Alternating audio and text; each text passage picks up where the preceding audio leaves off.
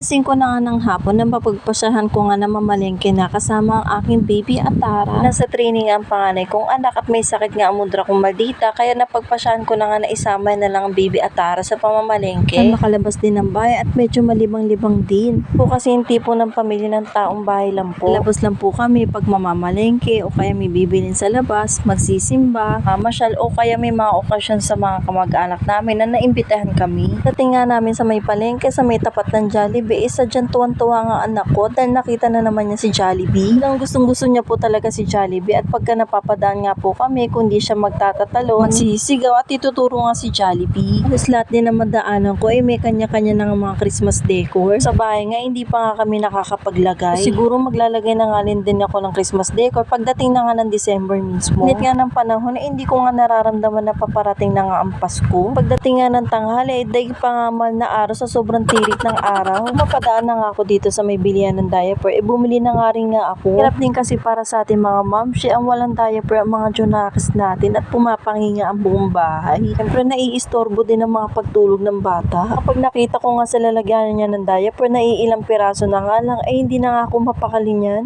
Mailapit ko nga ang baby at Tara ko sa mismong tapat talaga ng Jollibee, walang tigil ang palakpak. Yaan mo anak, pagdating ng sahod ni Dada, ikakain tayo ulit dyan. Nakarating na kami sa mismong palengke talaga ng Kalao. Hindi ko na nga alam kung anong ulam ang bibilin ko. Isa rin to sa dahilan kung bakit tayo nai-stress. Sa araw-araw nga kung hindi mga anak iisipin natin, yung mga uulamin din natin sa araw-araw. Pero kaya mag-isip ng uulamin natin sa araw-araw at hindi nga pwede pa ulit-ulit at magagalit ang mga junakis natin.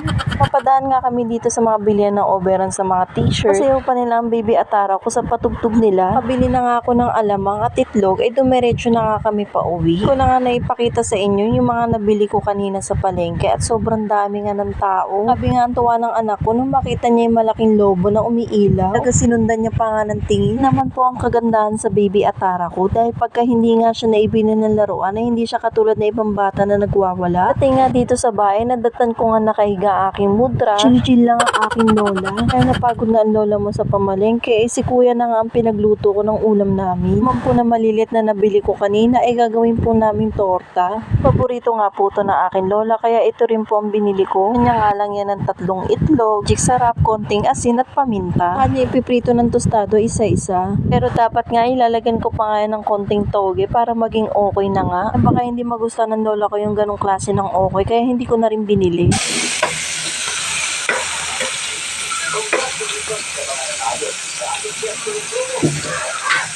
Ina pa nga iniiyan ng anak ko yung lollipop na binigay ni Kuya Henry yung nakaraang araw kaya binigay ko na. Nakita ko nilalaro niya at hindi niya naman kinakain. Ibinigay ko na kay Mudra. Grabe talaga ang iyak at pagwawala niya. Yung binigay ko kay Mudra yung lollipop. Okay na rin yung kaysa naman nasayangin niya at laruin lang.